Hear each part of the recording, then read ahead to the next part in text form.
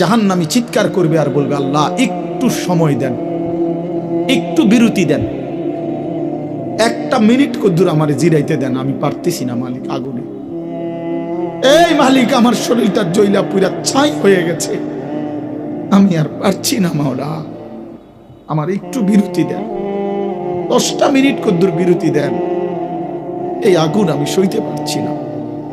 আল্লাহ তাআলা বলবেন, লা ইউফাত্তারু আনহু, না নাফরমান, 1 সেকেন্ডের বিরতি মিলবে না। অহুম ফীহি মুবলিসুন, আল্লাহ বলে জাহান্নামী চিরদিন অনন্তকাল মলিন চেহারা, বিমর্ষ চেহারা নিয়েই পড়ে থাকবে, কোনদিন তার মুখে হাসি ফুটবে না। আর ফেরেশতারা জাহান্নামকে 70,000 আগুনের শেকল দিয়ে টেনে হাসরের ময়দানে উপস্থিত করবে। মানুষগুলো সচক্ষে জাহান্নামকে দেখবে। জাহান্নাম একটা বিকট তারা আগুনের গর্জন, তীব্র আগুনের যখন একটা গর্জন উঠবে, আল্লাহর কসম নবী বলছে, পুরা হাসরবাসী তখন চিৎকার দিয়া বলবে, ইয়া রব্বি নাফসি নাফসি, আয় মাওলা আমাকে বাঁচান, আমাকে বাঁচান। এই প্রথম হাসরবাসী কথা বলবে, তাফসিরে আছে, হাদিসে, মানে প্রথম চুপচাপ দাঁড়ায় থাকবে, কিন্তু জাহান্নামকে যখন দেখবে, জাহান্নামের চিৎকার যখন শুনবে, তখন পুরা হাসরের ময়দানে চিৎকার উঠবে, ইয়া রব্বি নাফসি নাফসি, আল্লাহ আমাকে বাঁচান। নবী সাল্লাল্লাহু আলাইহি ওয়াসাল্লাম বলেন, আল্লাহ তাআলা ফেরেশতারা যেন দেখায় দিবে ইব্রাহিম আলাইহিস সালামকে, ওই যে আপনার ছেলে ইসমাঈল, তার ব্যাপারে কিছু বলবেন। ইব্রাহিম আলাইহিস সালাম বলবেন, ইয়া রব্বি নাফসি নাফসি, এই মাওলা আমাকে বাঁচান, আমাকে। ওর বিষয়টাও দেখো। ইয়াকুব আলাইহিস সালাম, ওনার ছেলে ইউসুফ আলাইহিস সালাম, এটা সেই ছেলে 40টা বছর দুনিয়াতে যার জন্য উনি কাঁদছিলেন। ফেরেশতারা বলবে, ওই যে ইউসুফকে দেখা যায়, তার ব্যাপারে কিছু বলবেন। ইয়াকুব আলাইহিস সালাম বলবেন, ইয়া রব্বি নাফসি নাফসি, এই মাওলা আমারে বাঁচান, আমার। ওটাও বুঝো। অজি আয়াউমা ইদিন বিজাহান্নাম, জাহান্নামকে হাসরের ময়দানে আনা হবে বন্ধু। বিষয়টারে তুমি আমি খামখেয়ালি মনে করো না বাপ, এতগুলো কোরআনের আয়াত মিথ্যা হইতে পারে না।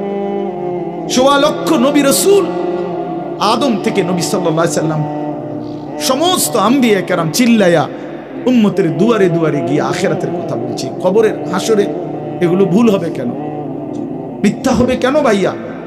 প্রতিদিন যে মানুষগুলো কবরে যায়, তুমি কি দেখো না ভাই, এই মানুষের মৃত্যু, লাশ, কবর তোমারে কিছুই মনে করায় না? জলজ্জান্ত যে মানুষটা তোমার আমার চোখের সামনে হাঁটতো, চলতো, ফিরতো, খাইতো, ঘুমাইতো, দোকান করতো, বাজার করতো, কত কথা বলতো, আজ এত মানুষ জানা যায় উপস্থিত, কতজন কত কথা বলতেছে, কিন্তু খাটিয়ার ওই লাশ, সে তো আর কথা বলে না,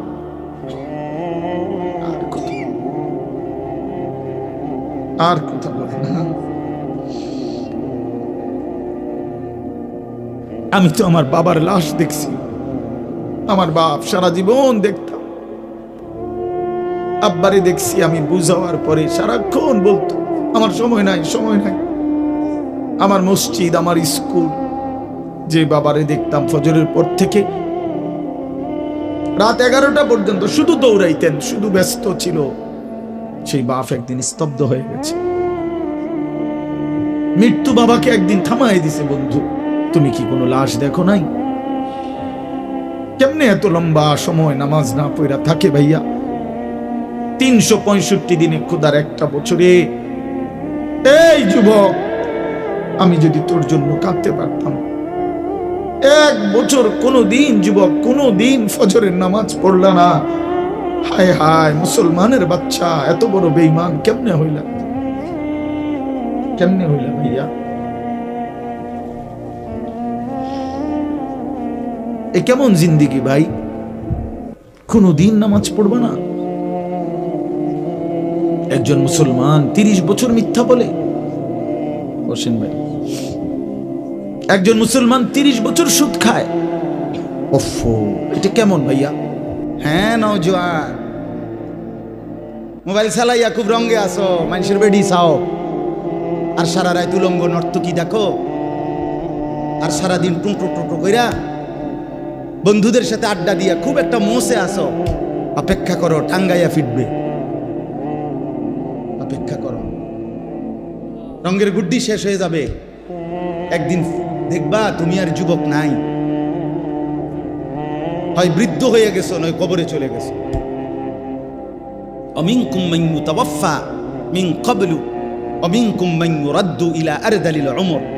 আল্লাহ তাআলা বলেন, অসংখ্য শিশু যখন যৌবনের দিকে আসতে থাকে, আমি আল্লাহ তাআলা এরই মাঝে কাউকে মৃত্যু দিয়ে দেই আর কাউকে বৃদ্ধ বানাই।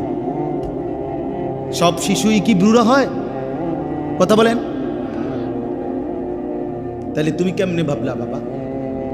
অনেক নওজোয়ান মাশাআল্লাহ।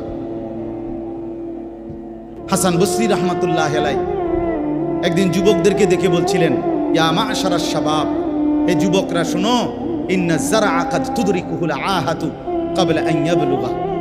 তিনি বলেন, শোনো, বহু গাছ, বহু ফুল, বহু ফসল পরিপক্ক হওয়ার আগেই ঝরে যায়। ঝরে যায় না?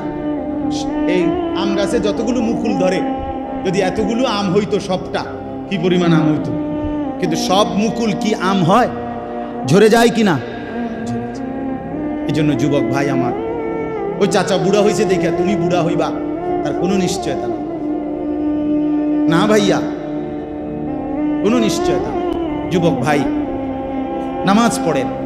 রাসূলুল্লাহ সাল্লাল্লাহু আলাইহি ওয়াসাল্লামের আখিরি ওসিয়ত নামাজ। জিবরাইল আর আজরাইলকে সামনে রাইখা নবী আম্মাজান আয়েশাকে, নিজের স্ত্রীকে বলছে, আয়েশা আমি যাই আমার মালিকের কাছে, যাওয়ার আগে তোমারে শেষবারের মতো বলে গেলাম আসসালাত। আমার উম্মতরে বইল নামাজের দিকে খেয়াল রাখতে, নামাজের দিকে খেয়াল। হযরত ওমর রাদিয়াল্লাহু তাআলা আনহু 10.5 বছর মুসলমানদের খলিফা ছিলেন, বাদশাহ ছিলেন, আমির ছিলেন। 10.5 বছর তিনি মসজিদে ইমামতি করতেন, নবীর মসজিদে। এই 10.5 বছর পরে একদিন ফজরের নামাজের ইমামতি অবস্থায় প্রথম রাকাতে এক অগ্নিপূজক ছদ্মবেশে চাদর মুড়ি দিয়ে আইসা সামনের কাতারে হযরত ওমর ইমামের জায়গায়, এই প্রথম রাকাতে ওই বেঈমান আবু লুকলু মাজুসি কোমর থেকে ধারালো ছুরি বাইর কইরা হযরত ওমর রাদিয়াল্লাহু তাআলা আনহুর কোমরের মধ্যে নামাজরত অবস্থায় ছুরি দিয়া 7-8টা গায়ে দিছে। রক্তে নারী ভুরি সহ ওমর রাদিয়াল্লাহু তাআলা আনহু যখন চাপ দিয়া দইরা, এরপরে প্রথম কাতার থেকে হযরত আব্দুর রহমান ইবনে আউফ, একজন সাহাবী, বিখ্যাত সাহাবী, আশারায়ে মুবাশশারার একজন, এই উনারে ইমামের জায়গা আইনা হযরত ওমর রাদিয়াল্লাহু তাআলা আনহু একসাথে সরে গিয়ে রক্তে ভাসতেছে। এই অবস্থায় একটা কথাই শুধু বলছে, আব্দুর রহমান আগে নামাজ শেষ করো, তারপরে আমারে ধরো। কাটা মুরগির মতো ওমর পাশে তরফাইছে, সাহাবায়ে কেরাম আগে নামাজ আদায় করছে। প্রিয় বন্ধু, ইসলামের জন্য যদি কিছু মনে পড়ে, আখিরাত মনে পড়ে, সেজদা দিতে হবে। আমি শক্ত কথা বলছি আর কি, সেজদা বিহীন আসলেই মানুষ হয় না। আল্লাহ কোরআনে বলছে, মনের ইচ্ছা মতো যে চলে সে ইনহুম ইল্লা কাল আনআম। আল্লাহ বলেন সে মানুষ নয়, সে চতুষ্পদ জন্তু। চতুষ্পদ জন্তু। এজন্য ভাইয়া নামাজ পড়া দরকার, নামাজ পড়া দরকার। অনেক যুবক ভাই সামনে আছে, দাঁড়িয়ে আছো, সবার কাছে অনুরোধ, নিজের উপরে কদর করো ভাই, নিজের উপরে দয়া করো। এই মোবাইল শেষ পর্যন্ত ভালো কিছু দিবে না, এই বন্ধুদের আড্ডা শেষ পর্যন্ত ভালো কিছু দিবে না, ভালো কিছু দিবে না। শেষ পর্যন্ত আমরা একাই, কবরে তো একাই, দুনিয়া তো একাই। আমরা বাস্তবতা হলে একা। আচ্ছা, আমার যে মনে করেন আমিও সবসময় ভাবি আমি একাই। আমার যদি পেটে ব্যথা করে, আর কারো পেটে ব্যথা করে না, আমি একাই। আমার যেদিন পাও ভাঙছে, সেদিন আমার বন্ধুদের পাও ভাঙে নাই, আমারই পাও ভাঙছে। আমার যেদিন জ্বর উঠছে গত সপ্তাহে, আমার সাথে তো আমার বন্ধুদের জ্বর ওঠে নাই, আমি একাই। আমি হাসলে আমি কাঁদলে আমরা প্রত্যেকে একাই মূলত। কাজেই নিজেকে ভুলে যাওয়া, নিজের আখিরাত ভুলে যাওয়া, নিজের মরণ ভুলে যাওয়া, এটা জীবনের ব্যর্থতা, পরাজয়। এটা লাঞ্ছনা। আল্লাহ আমাদেরকে বুঝ দান। কোরআনুল কারীমের মধ্যে আল্লাহ তাআলা বলেন, বান্দা তোমরা কি এই ভেবেছো যে আমি আল্লাহ তোমাদেরকে অনর্থক বানিয়েছি? কোনো উদ্দেশ্য নাই, এমনি এমনি। ওয়া আন্নাকুম ইলাইনা লা তুরজাউন, এবং আল্লাহ তাআলা বলেন তোমরা কি এই মনে করেছো বান্দা যে আমি আল্লাহর কাছে তোমাদেরকে ফিরে আসতে হবে না? কি ভাবছো আমার কাছে আসতে হবে না? তো উত্তর দেন, বলেন, উত্তর দেন না যে আমরা কি আল্লাহর কাছে ফিরতে হবে? বলেন না, সবাই বলেন, ছেলেরা বলো ভাই, ফিরতে হবে আমরা আল্লাহর কাছে। তো তিনি কি কিছুই জিজ্ঞেস করবে না? ফাওয়ারাব্বিকা লানাসআলান্নাহুম আজমাইন, খোদার কসম, কোরআনে আয়াত। আল্লাহ বলেন, আমি রবের কসম করে বললাম, আল্লাহ নিজের কসম করে বলছেন, আমি আমার জাতের কসম করে বললাম, বান্দা আমি কিন্তু তোমাদের সকলকেই জিজ্ঞেস করব। ফাওয়ারাব্বিকা লানাসআলান্নাহুম আজমাইন, আজমাইন মানে সকল, একজনকেও ছাড়বো না বান্দা, আমি জিজ্ঞেস করব।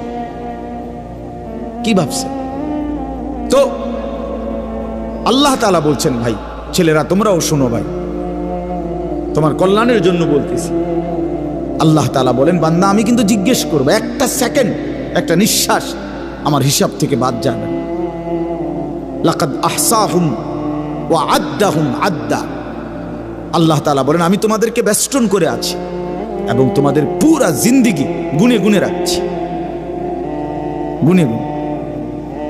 হাসি কয়টা, কান্না কয়টা, নিঃশ্বাস কয়টা, হাঁটা কয়টা, চলা কয়টা, হাত নাড়াইছো কয়বার, আল্লাহ বলেন আমার হিসাব আছে। মা তাসকুতু মিন ওয়ারাকাতিন ইল্লা ইয়ালামুহা, আল্লাহ তাআলা বলেন জমিনে যদি একটা পাতাও পড়ে আমি আল্লাহ জানি, কোন গাছের কোন পাতাটা পড়ছে জানে কিনা আল্লাহ জানে। লাহু মা ফিস সামাওয়াতি ওয়া মা ফিল আরদ ওয়া মা বাইনাহুমা ওয়া মা তাহতাস সারা। আল্লাহ বলেন, সাত আসমানে যা আমার, সাত জমিনে যা তাও আমার, আসমান ও জমিনের মাঝখানে যা তাও আমার, সাত তবক জমিনের নিচে যা তাও আমার। এই জন্য দোস্ত আমার, বন্ধু আমার, বাপ আমার, ভাই আমার, পর্দার আড়ালের মায়েরাও, আমার জন্য, আপনাদের জন্য, আমরা সবাই এটা বোঝা দরকার, আমাদের জিন্দেগির এক সেকেন্ড ফালতু না। হাসতে হাসতে বলা আর কাশতে কাশতে বলছেন, মস্কারি করে বলছেন আর ঠাট্টা করে বলছেন, ইয়ার কি করে বলছেন, সমস্ত কিছু হিসাব হচ্ছে, হিসাব দিতে হবে। ওয়াকুল্লুহুম আতিহি ইয়াউমাল কিয়ামাতি ফারদা। আল্লাহ তাআলা বলেন তোমরা সকলেই আল্লাহর সামনে কিয়ামতের দিন একজন একজন করে দাঁড়াতে হবে, একজন একজন, আলাদা আলাদা। ফারদান মানে ওয়াহিদান, একজন একজন, আলাদা আলাদা উত্তর দিতে হবে। সুম্মা লাতুসআলুন্না ইয়াউমাইদিন আনিন নাঈম, আমার দেওয়া প্রতিটি নিয়ামত সম্পর্কে অবশ্যই আল্লাহ বলেন তোমাদেরকে জিজ্ঞেস করা হবে। হাসরের ময়দানে আছে আল্লাহ ফেরেশতাদেরকে বলবে, ওয়াকিফুহুম ইন্নাহুম মাসউলুন, আমার বান্দাদেরকে লাইন ধরে দাঁড় করাও, কিফু তাদেরকে থামাও, দাঁড়াও, ইন্নাহুম মাসউলুন তাদের সকলকেই আজকে জিজ্ঞেস করা হবে। বহু আয়াতে ওয়া ইম মিনকুম ইল্লা ওয়ারিদুহা, আল্লাহ বলে তোমাদের একজনও এমন হবে না, নবী বলো, রাসূল বলো, আউলিয়া বলো, ইমানদার বলো, নাফরমান বলো, প্রত্যেককেই ফুলসিরাত পার হইতে হবে, পার হইতে, প্রত্যেককে তার আমল নামার মধ্যে প্রত্যেকে হাতে নিতে হবে, হয় ডান হাতে নয় বাম হাতে। প্রত্যেককেই মিজানের পাল্লার সামনে আসতে হবে তোমার আমল নামা ওজনের জন্য। আল্লাহ তাআলা বলেন বহু মানুষ তার আমল নামা নিজের জিন্দেগির কর্মকাণ্ড মিজানের পাল্লায় দিবে ওজনের জন্য। আহা, আল্লাহ বলে কাফের, বেঈমান, নাফরমান, পাপী, ফালা নুকিমু লাহুম ইয়াউমাল কিয়ামাতি ওয়াজনা, সেদিন কিয়ামতের দিন মিজানের পাল্লাতে তাদের সারা জিন্দেগির সমস্ত কর্মকাণ্ডের এক বিন্দু কোনো ওজন আসবে না, 100 গ্রামও হবে না, 100 গ্রাম। জিন্দিগিটা শুধু ভাত তরকারি আর বন বিড়ি আর চা বিস্কুট আর মা, ঘর বাড়ি বাজার ব্যবসা চাকরি টাকা রোজগার এর মধ্যেই শেষ করে দিছে। এই পুরাটা একসাথে ওজন দিলে কিছুই আসবে, কিছুই আসবে। আল্লাহ তাআলা বলেন, ফামান সাকুলাত মাওয়াজিনুহু ফাহুয়া ফি ঈশাতির রাদিয়া ওয়া মান খাফফাত মাওয়াজিনুহু ফাউম্মুহু হাওয়িয়া। যার মিজানের পাল্লায় আমল ভারী হবে সে অনন্তকালের সুখের জান্নাতে বসবাস করবে। যার আমল নামায় মিজানের পাল্লা আমল নামা হালকা হবে তো সে জাহান্নামের নির্মম ভীষণ আগুনের মধ্যে নিক্ষিপ্ত। এজন্য দোস্ত সবাইরে বলি, শুধু এই এক বেলার ওয়াজ না, আল্লাহর কথা প্রতিদিন মনোযোগ দিয়ে শোনা উচিত। জুমার বয়ান দিল দিয়া শুনবেন। কেন ঘুমাইবেন, কেন জুরাইবেন, কেন দুষ্টুমি করবেন?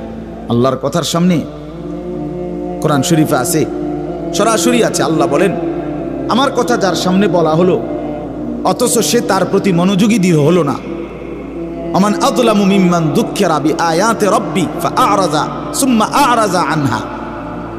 আল্লাহ বলেন, আমার কথা যার সামনে পেশ করা হলো অথচ সে তার থেকে বিমুখ, মনোযোগ দিল না, আল্লাহর কসম, আল্লাহ বলছে তার চাইতে বড় জালেম আর কেউ নেই। ওটা নিকৃষ্ট জালেম, ওটা সীমা লঙ্ঘনকারী বেয়াদব, যার সামনে আমার কথা বলা হচ্ছে অথচ সে আমার কথার প্রতি মনোযোগী না। কার সাথে গাদ্দারি করছিস বেটা? কার সাথে? কত বড় মালিকের কালাম, কলিজা ছিঁড়ে যাওয়ার কথা, দিল নড়ে উঠবার কথা।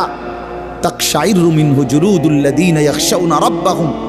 আল্লাহ বলে, কোরআন তো আমি এমন নাজিল করেছি, আমার ইমানদার বান্দা যখন শুনবে তো তার শরীরের চামড়ার উপরে যেই পশমগুলো আছে সেগুলো দাঁড়ায় যাবে।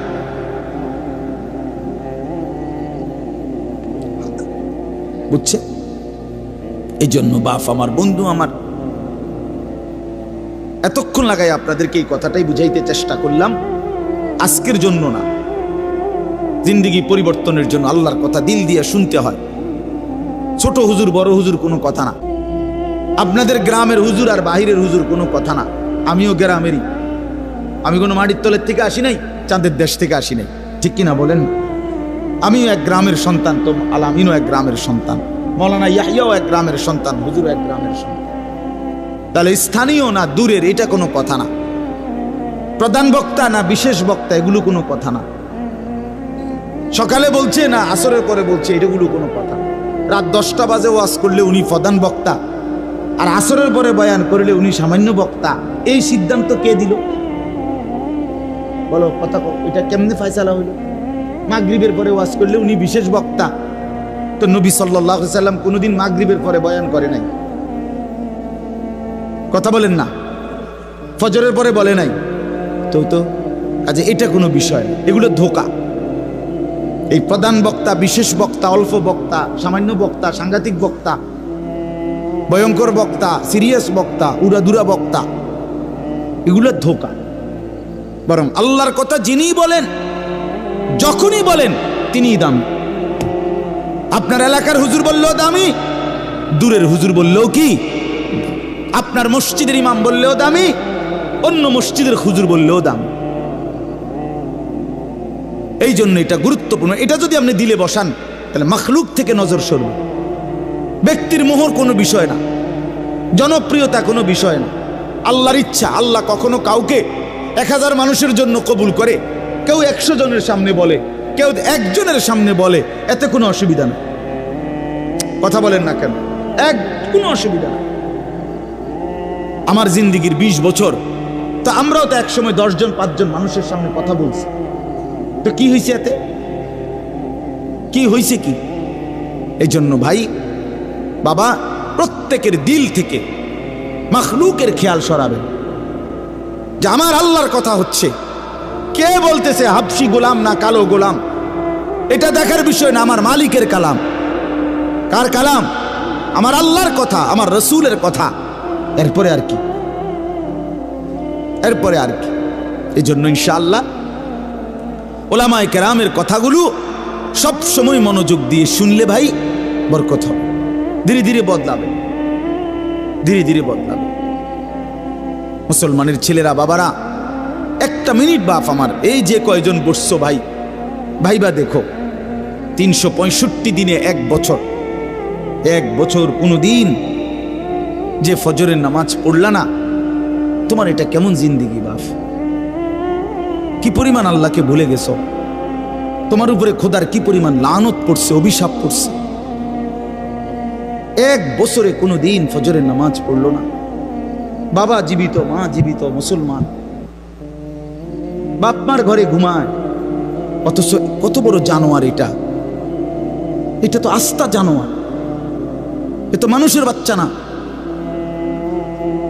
এটা তো আস্তা জানোয়ার। এটা তো একটা চতুষ্প জানোয়ার ছাড়ার কিচ্ছু না, জন্তু ছাড়ার কিছু না। মুসলমানের বাচ্চা কেমনে এতদিন আল্লাহকে ভুলে থাকে?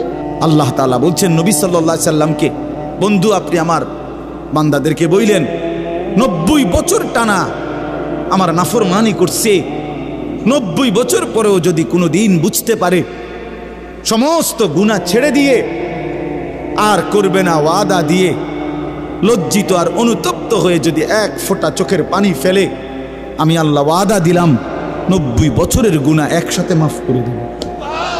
আপনি বললেন আমার বান্দারে, ওই যেন কোনোদিন নিরাশ না হয়, আমি আল্লাহ আছি, আমি মাফ করে দেব। তরে বললেন গুনাহ ছেড়ে দিয়ে আসতে, আরে বললেন তওবা করে আসতে, আরে বললেন আর করবে না ওয়াদা দিতে। মস্কারি করলে হবে না। আপনি জানেন আপনি গুনাহ এটা ছাড়বেন না, আপনি জানেন আপনি মিথ্যা বলা ছাড়তেছেন না, সুদ ছাড়েন না, বিড়ি ছাড়েন না, হারাম ছাড়তেছেন না, আপনি জানেন আপনি টেলিভিশন দেখা বন্ধ করবেন না, এরপরে আপনি ডুল্লা কইবেন আস্তাগফিরুল্লাহ। কি আস্তাগফিরুল্লাহ কইলেন? কারে কইলেন? এই মিথ্যাবাদী! আল্লাহ যদি মুখের উপরে বলে এই বাটপার, তুই কারে বললি আস্তাগফিরুল্লাহ? তোর কলজাটা আমি চিনি না? কথা বলেন। মাফ তো চাইবে ওই ব্যক্তি যার বুঝ আসছে যেটা গুনাহ, আমি ছেড়ে দিলাম, আর করব না, ওয়াদা দিলাম। মাওলা আমি লজ্জিত, আমি মাফ চাইতেছি, আপনি আমারে মাফ করে দেন। আল্লাহ বলেন এমন গুনাহ যদি আসমান পরিমাণও হয় আমি মাফ করে দেব, কিন্তু শর্ত হলেও কি করে দিতে হবে? কথা বলেন না, কি করতে হবে? ছেড়ে দিতে হবে, আগে ছেড়ে দিতে হবে, আগে ছাড়ো তো, আর করবা না। বলো একাকী হলে একাকী বলো, রাত গভীরে বলো। আল্লাহ বলেন ইন আতাইতানি লাইলান আতাইতুকা লাইলান, বান্দা তুমি যদি আমার কাছে রাতে আসো গুনাহ নিয়ে মাগফিরাতের জন্য, আমি রহমত আর মাগফিরাত নিয়ে আমি আল্লাহ রাত গভীরেই আসবো, রাতের অন্ধকারে আসবো। আমি রাতের 3টায়ও ঘুমাই না, দিনের 3টায়ও ঘুমাই না, আমি রাতের 4টায়ও ঘুমাই না, আমি দিনের 4টায়ও ঘুমাই না। আমি আল্লাহর কোনো শুক্রবার শনিবার নাই, আমার কোনো ছুটি ছাটা নাই। আমি 24 ঘন্টা আল হাইয়ুল কাইয়ুম, আমি সর্বদাই জীবিত, আমি সারাক্ষণই আছি, কায়নাত পরিচালনা করছি। আল্লাহর কোনো বিশ্রাম আছে? আল্লাহর কোনো ক্লান্তি আছে? আল্লাহর কোনো ভুল আছে? আল্লাহর কোনো ছুটে যায় কিছু? তো আল্লাহ আমাদেরকে বুঝ দান করেন। ভাই আমার কথা সহজ সরল কথা, আমি আপনাদের পরিবর্তন চাই। কারো ঠেলাঠেলি ধাক্কা ধাক্কি, কারো খোঁচাখুচি টোটালি আমার আর পছন্দ না। আমারও হায়াত শেষ, আমারও জিন্দিগি। আল্লাহ তাআলা কোরআনুল কারীমের মধ্যে বলছে, বান্দা বয়স যখন 40 পূর্ণ হয় তারপর থেকে পুরা ফিকির আখিরাত। ওয়ালাম্মা বালাগা আশুদ্দাহু ওয়া বালাগা 40 সানা। বুজুর্গানে দিন তো বলছে 40-এর পরে জিন্দিগি গুটায় ফেলো, পুরা দিল দিমাগ আখিরাতের দিকে ফিরো। আল্লাহ আপনি আমারে দয়া করে 40 পর্যন্ত হায়াত দিয়েছেন, এবার আপনার শুকর মাওলা, শুকর মাওলা, শুকর। অথচ আপনাদেরকে আল্লাহ তাআলা 60 বছরের হায়াত দিলেন। আপনারা এত সুন্দর জীবন আল্লাহ দিছেন, এতটা সুযোগ দিলেন, মাইডারে বিড়ি খাইতে খাইতে শেষ করে গেছে, বন খাইতে খাইতে আর চা খাইতে খাইতে, চা দোয়ানে গপ মারতে মারতে আর ফালতু কথা কইতে কইতে শেষ। এটা কি? এটা কি?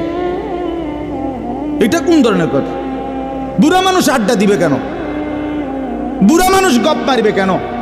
বুড়া মানুষ বিড়ি খাবে কেন? বুড়া মানুষ ফালতু কথা বলবে কেন?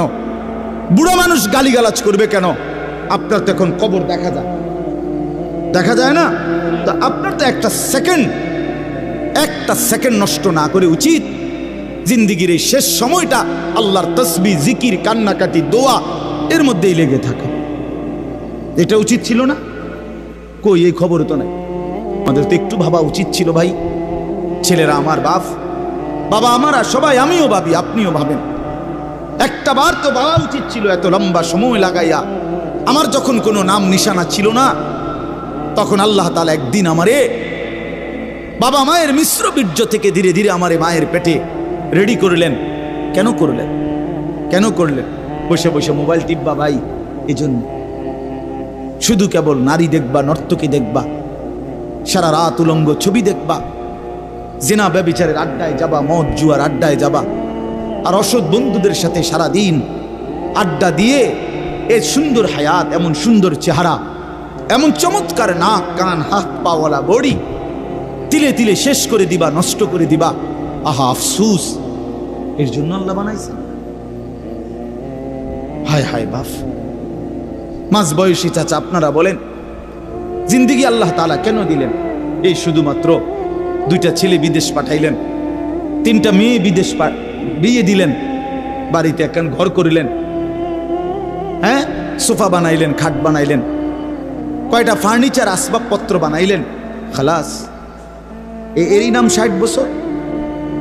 আল্লাহ তাআলা জিন্দিগির 50টা বছর উপার্জনের ক্ষমতা দিচ্ছেন এই শুধু এই যে ফার্নিচার আর এই গদ্দুর কদ্দুর, এই কদ্দুরের জন্য? একজন মুসলমান হিসেবে এই শেষ, এই জীবন? বলে আল্লাহ তাআলাকে জানা দরকার, জিজ্ঞেস করা দরকার। তো আল্লাহ তাআলা এই সূরার মধ্যে সেই প্রশ্নের উত্তর দিছে, বান্দা, একটি লম্বা সময় পার করে আমি আল্লাহ তোমাকে পৃথিবীর অস্তিত্বে এনেছি, তুমি শোনো আমি তোমারে কেন বানাইছি। আল্লাহ তাআলা বলেন, হাল আতা আলাল ইনসানি হিনুম মিনাদ দাহরি লাম ইয়াকুম শাইআম মাযকুরা। প্রতিটা মানুষের উপর দিয়ে এরকম যুগের পর যুগ অতিবাহিত হয়েছে যখন সে উল্লেখ করার মতো, পরিচয় দেওয়ার মতো কোনো কিছুই ছিল না। এই মাটিতে কার অস্তিত্ব কেউ বলতে পারবে? ওই গাছে, ওই ফুলে, ওই ফলে, ওই খাদ্যে, ওই খাবারের মধ্যে কার অস্তিত্ব আছে আমরা জানি কেউ? শুধু জানে কে? আল্লাহ বলেন, শুধু আমি জানতাম। লাম ইয়াকুম শাইআম মাযকুরা, এই পৃথিবীর কারো কাছে তুমি উল্লেখ করার মতো ছিল না। আগামী 50 বছর পরে, আগামী 30 বছর পরে কার ঘরে কোন সন্তান আসবে এখন বলেন? আমরা জানি কেউ? তাই আল্লাহ তাআলা বলেন, কেউ জানতা না, তুমি জানতা না, তোমার কোনো নাম, দাম, পরিচয় উল্লেখ ছিল না। দ্বিতীয় আয়াতে আল্লাহ বলেন, সেই আমি আল্লাহ, ইন্না খালাকনাল ইনসানা মিন নুতফাতিন আমশাজ, একদিন আমি আল্লাহই স্বামী স্ত্রীর মিশ্র বীর্য থেকে তুমি মানুষকে সৃষ্টি করেছি। অর্থাৎ যেদিন মায়ের জরায়ুতে গর্ভ হয়েছে, যেদিন মা অনুভব করছে তার পেটে বাচ্চা আসছে, সেদিন কিছুটা আন্দাজ করছে যে হ্যাঁ মা গর্ভবতী, তাও জানতো না ছেলে না মেয়ে। আরো একটা নির্দিষ্ট সময় পরে অনুভব হয়েছে।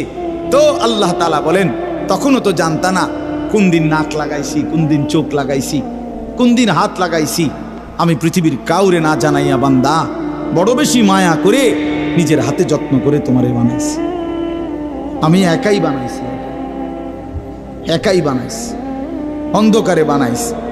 তোমার মারে ডিস্টার্ব করি নাই, বাবারে ডিস্টার্ব করি নাই, কেউ রে কোনোদিন কিছু বলি নাই।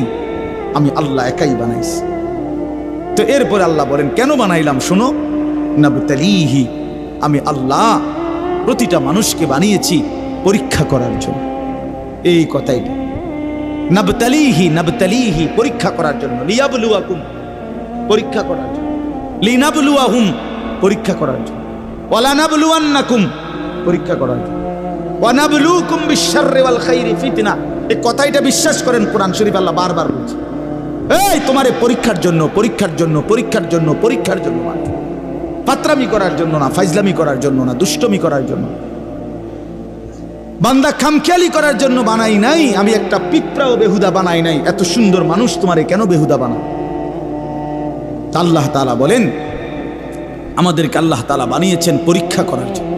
কি করার জন্য বলেন না ভাই? আমার কথা শেষ তো, বলেন কি করার জন্য? আবার বলেন, আবার বলেন, আবার বলেন। এখন প্রশ্ন হইল কি পরীক্ষা? আল্লাহ তাআলা বলেন পরীক্ষা হলো এই, আমি তোমার একটা নির্দিষ্ট হায়াত দিলাম, তাও কদ্দুর আমিই জানি, তুমি জানো না। শুরুটা যেরকম তুমি জানো না, এখনটাও তোমারে কইতাম না। 40 হোক, 50 হোক, 60 হোক, 30 হোক, 80 হোক, 90 হোক, 70 হোক, সেটা জানে শুধু কে? আল্লাহ। আল্লাহ বলেন এই যে নির্দিষ্ট হায়াত দিলাম, এই সময়টা আমি আল্লাহ তাআলা দেখতে চাই। মূলত এটা তোমার স্থায়ী জায়গা না, আমি তোমার জন্য একটা স্থায়ী জায়গা রাখছি আখিরাত। সেখানে গিয়া তুমি কি জান্নাতে যেতে চাও নাকি জাহান্নামে যেতে চাও, এই পরীক্ষার জন্য এই সংক্ষিপ্ত হায়াত। আমি শুধু দেখতে চাচ্ছি, এখানে তোমরা রাখতাম না, এটা ওয়েটিং রুম, এটা মূল রুম না। তুমি যে আমি একারে বিছনা টিছনা দিয়ে উঠতে আসলে কথা তো ছিল না, এনে হতার জায়গা না। তুমি একেবারে ফাইলিং টাইলিং কইরা, বিল্ডিং টিল্ডিং কইরা, দরজা জানালা SS5 লাগাইয়া তুমি যে একটা বুঝ করে লইছ, তুমি তো মনে করছো আমার বাপ দাদা 14 গোষ্ঠী হয়তো মাটির ঘর আর বেড়ার ঘর আসিল দেখে মরিয়া গেছে, কিন্তু SS5 এর ঘরে তো মানুষ মরে না। না, SS5 এ মরে না।